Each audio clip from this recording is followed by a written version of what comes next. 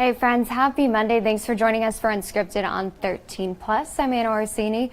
Carson had some travel troubles once again, so she will be back tomorrow. So our official return didn't happen today, but she's excited to be back tomorrow with you guys on Unscripted on 13 Plus. But we're following a lot of developing news nationally, so we want to start with, of course, that Supreme Court ruling that we were waiting to come in about presidential immunity.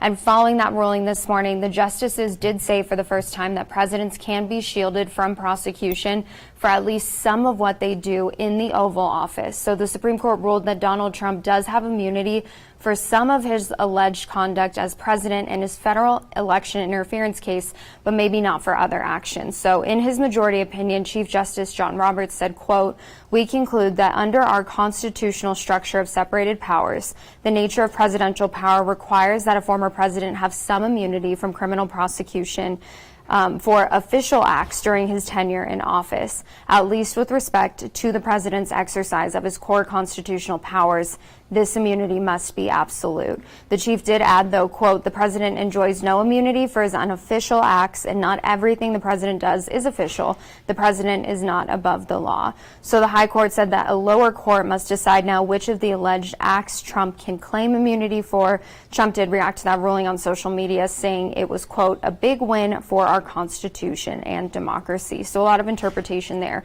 And again, it will kind of be up to a lower court at this point, but this does mean that for that trial in regards to election interference, we probably will not see that go to trial before the elections. That's really the big takeaway from this. And something else when we talk about national politics today, Trump ally Steve Bannon officially in custody serving a 4-month prison sentence on contempt charges. Now this comes after Bannon did lose his bid to avoid prison time. Last Friday, the case was rejected, so Bannon had asked the Supreme Court to actually pause his incarceration while he was trying to appeal his contempt of Congress conviction. In July of 2022, a federal jury found Bannon guilty of not complying with a subpoena from the U.S. Select Committee, which had been investigating the events of January 6th. The Justice Department said Bannon's lack of response showed, quote, "total non-compliance." So he is expected to report to a low-security federal prison in Connecticut, where the Bureau of Prisons says he did turn himself in there this morning. So we'll continue, of course, to keep an eye on that. And here at home, a case that we have continued to follow and are continuing to follow today is, of course, the 2 churches in Douglas that were set on fire, the 2 historical churches there. Eric Rittenhauer, who is the suspect in this case, is expected to appear for a pretrial conference today. Now, he's charged with setting fire to both St. Stephen's Episcopal Church and First Presbyterian Church, again, because he didn't like the fact that a gay person and a woman was in a leadership position at both of those churches. Now, this happened last year in May. Last month, new court documents detailed multiple security cameras around the area in Douglas and Sierra Vista showed someone who looked a lot like Rittenhauer to be buying flammable items that were then recovered from the scene, like a bottle of lighter fluid. And according to cell phone records as well, Rittenhauer's phone was also pinging in that location at the time of the fires. He is facing 6 federal hate crime charges and could get more than 100 years in prison if he is convicted. So again, this is something we're watching very closely today, and of course we'll keep you updated as we learn more about that pretrial hearing. But taking a live look outside, the sun trying to break through a little bit. Looks like we have some more overcast conditions here at home. We have 13 First Alert meteorologist Mallory Schnell here with us because a lot of people keeping an eye on the weather this week, whether it's travel or their own plans for the 4th of July. Right. This is a week where we really need Mother Nature to kind of just cooperate a little bit. Right, chill out a little bit. Yeah, just calm down just this week. Yeah, well, the good news is, at least here at home, our conditions get a lot drier starting on Thursday. Okay. Just in time for the 4th of July. Perfect timing. All the cookouts, all the fireworks shows. Not for us, right? But Yeah. for people who work For other normal people, shifts. right? Yeah. But in the meantime, we still are tracking some scattered storm chances. So if you will be traveling across the state today, tomorrow, and Wednesday, keep an eye out on the radar, especially during the afternoon and evening hours, because we will be tracking those scattered storm chances. You can see your day-by-day storm chances here. 40 to 50% chance for the Tucson metro area today, tomorrow, and into Wednesday. Now, as we head into the 4th, which is on Thursday, Friday, and beyond, I'm holding a 20% chance, but we'll see if the coverage is even that high. Really, our storm chances really drop off for the end of the week and into the weekend. That's as we have some high pressure that's going to be working in from the northwest. So that will work to kind of dry us out as we head toward the 4th and into Friday, and once again Saturday and Sunday as well. Your satellite radar this morning, we do have some lingering clouds in the Tucson metro area as that moisture continues to stream in from the south. We had a few scattered showers, maybe a thunderstorm on the radar early this morning, some sprinkles over Casa Grande right now. Otherwise, it's a pretty dry scene that we're seeing here across southern Arizona. There's that 4-panel look there. Looks like some bugs on our north camera. Oh my goodness, lots of them. Just kind of hanging out this morning. A lot of moisture in the air, we will say that. We are seeing some breaks in the cloud cover, which is good if we want those storms this afternoon, because that kind of helps give us more heating, more instability, and we definitely had plenty of heat last month. So this is a look at your June 2024 high temperatures. We almost made it to where every single day was in the triple digits, but this past Saturday, clouds kind of lingered through the afternoon hours, suppressed those storm chances, gave us a high of 99, the only day that was below normal and the only day in the 90s for the entire month of June. And in terms of rainfall, we picked up quite a bit in terms of that total, but not a lot of rainy days. We had 3 days with measurable rainfall at the airport, but that was enough to give us over an inch of total rainfall for the month. The monthly normal just under a quarter of an inch, so we basically more than quadrupled that. Your monthly summary here, once again, the hottest high was 110, coolest low 66. Average temperature, that's all your highs and lows averaged together, ended up over 3 degrees above normal, so that gave us the 4th hottest June on record for Tucson and the 10th rainiest. So June tends to be one of our driest months, but we had quite a bit of rainfall, and now we're in July, which on average is our rainiest month of the year. As I mentioned, we're certainly still feeling that humidity. Dew points well into the 60s. That's totally enough moisture for those scattered storms to develop this afternoon, as long as we get some of that clearing, more of that instability. But as we know, during monsoon, very hit or miss. So you might get a downpour where you are. You may stay dry today. But those scattered storms will take us during the heat of the afternoon and into the evening hours, kind of drifting off to the east-northeast.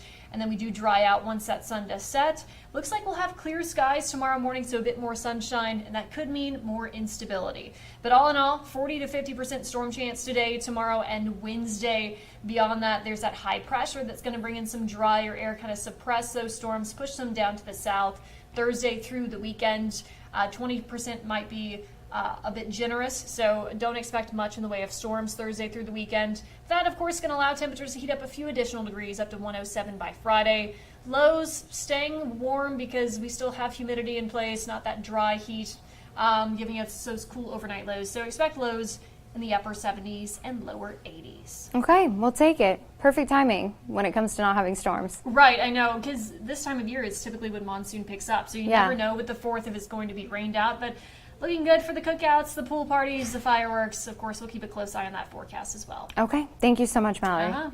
And something else we're keeping an eye on weather-wise today, tracking that now hurricane that is making its way towards the Caribbean. So this is the officially first named hurricane of the 2024 season. It's Hurricane Beryl, and it has officially made landfall in the Caribbean. Government officials there, as you can see in this video, you can see kind of the initial moments of that hurricane coming in. They've been pleading with people, of course, to take shelter. The National Hurricane Center in Miami warns that it is expected to bring life-threatening winds along with a life-threatening storm surge. The storm had reached Category 4 strength yesterday. It went back down to Category 3 and then was upgraded back to Category 4 again this morning. So it is expected to remain a major hurricane as it continues through the Caribbean early this week. Officials right now in Grenada are actually reporting that they've already seen some damage because of this. That includes some roofs that have been blown off, winds that are about 150 miles per hour. We've also seen some toppled trees. So keeping a close eye on this storm because it is strengthening and it has the potential to, of course, make an impact here as it makes its way towards the Caribbean. So keeping an eye on this today and some of the damage as this Hurricane Beryl officially makes landfall this morning. And taking a look now at some of our trending stories we're following today because they are so cute and just a perfect way to start off your week on a good note. So this one is up on our website right now and you can see the picture. So this was actually a dog that was rescued from a hot car and he found his new home. And that new home is with a police officer there. So a Department of Corrections officer, public safety officer in Indianapolis. So the German Shepherd Abby was among 3 animals that were locked in a car in 90-degree heat for about 3 hours, and she's such a pretty girl. Apparently, Abby actually honked the horn in that car, which is what got the attention of people working at the Indianapolis hotel where it was parked. One of the officers who responded reached out to Animal Care Services after the incident and then ended up adopting Abby, so you can see that officer there. A cat was also rescued. A second dog sadly did not survive, but 2 people are now facing charges, so he said, you know, I switched her collar and it was like Abby knew that she was home for good. So a very sweet story, and just one of those moments that you respond to a call, I think, as an officer, and you don't know how much of an impact it'll make. But Abby looks very happy with her new dad. So Abby definitely coming out on the winning end of this after, you know, the terrible thing that happened to her. And taking a look at this is actually in Oregon. The story is also up on our website, but we wanted to show you how cute this video is. So a fun little situation there in Baker County. This is actually in eastern Oregon. So patrol officers had to stop their car for a family of skunks so that they could make it safely across the road. You can see them all kind of collectively coming together there to try to help each other off the road. The video shows the mom and a couple of her babies. They were slowly trying to get across the road there, and then it's like, hey, we got to get this moving. Their cars coming, and they all collectively make their way off the road to safety before letting traffic get to moving again. So just super cute video, and also a good reminder to, of course, watch for wildlife in the road. But they're just so cute, just those fluffy little tails. Again, you can take a look at the story up on our website if you want to share this video or look at this video. It's so sweet, just so sweet. No matter what species we are, mom's always like, you got to get going, you got to get moving. So they're all the same at the end of the day. And taking a live look outside one more time, seeing those clouds, but sun slowly starting to make its way through. Again, 40% chance of storms, starting to see those scattered storms later today and hopefully into tomorrow and Wednesday before they clear out Thursday for your 4th of July holiday. Again, Carson will be back hopefully tomorrow morning, travel, as long as travel cooperates with her today. But we appreciate y'all joining us today for Unscripted on 13 Plus. Have a great rest of your Monday. Stay safe out there, and we will see you back here very soon. Have a good one.